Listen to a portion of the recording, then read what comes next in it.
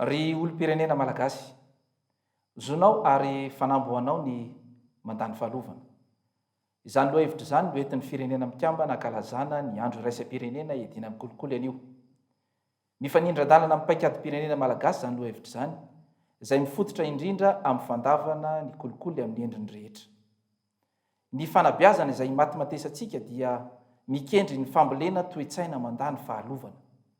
Atomboka ny an-tsekoly izany. Toy izany eny anivon'ny tanora izay avondrona anaty tambazotra mitandro ny fahitsiana. Manome tantsorika hampahomby izany ny fiarahamonim-pirenena sy ireo olobe tonteny mpitarika fiarahamonina. Ny fisoroana dia misarika antsika anakatona ny irika rehetra mba tsy hampanjary ny kolikoly eo amin'ny sehatr'asa isan-tokony. Fa singanana manokana amin'izany ny fisakanana amin'ny fomba rehetra ny kitrano an-trano sy ny kely tsy mba mamindro eo amin'ny fidirana ho mpiasam-panjakana. Tahaka izay ihany koa ny fampiasana ny haikajy mirindra eo amin'ny fikirakirana ny asa fanompoam-bahoaka.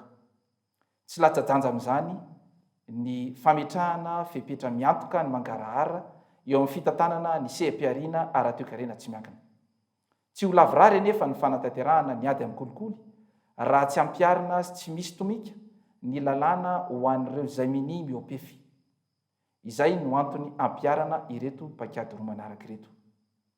Voalohany, ny fanatratrarana ambodiomby mba hanana porofo mivaingana sy tsy azo hitovirana manoloana ny fitsarana. Faharoa, ankoatra ny sazy mahazatra, ny fitakiana ny ampiarana ny famaizana manala ny zoma olo-pirenena arak'izay voalaza ao amin'ny fehezan-dalàna famaizana. Ry olo-pirenena malagasy, ataontsika fanamby manomboka izao ireto fepetra ireto. Voalohany, ny fambolena toe-tsaina mandakolikoly mba tsy ho tanjona ny famonjana. Faharoa, ny fitakiana ny famerenana amin'ny fanjakana ny arena azo avy amin'ny kolikoly mba ho tombontsoa ny be sy ny maro. Raha tosy tanteraka mantsy ireo fepetra ireo, ry malagasy, ka topohinao ankitsi-po tsy misy hatakandro ny ady amin'ny kolikoly, dia tsy ho lavitra anao ny fisitrahana ny anjara masoandro. Makasitraka tompoko lahy, makatelina tompoko vavy.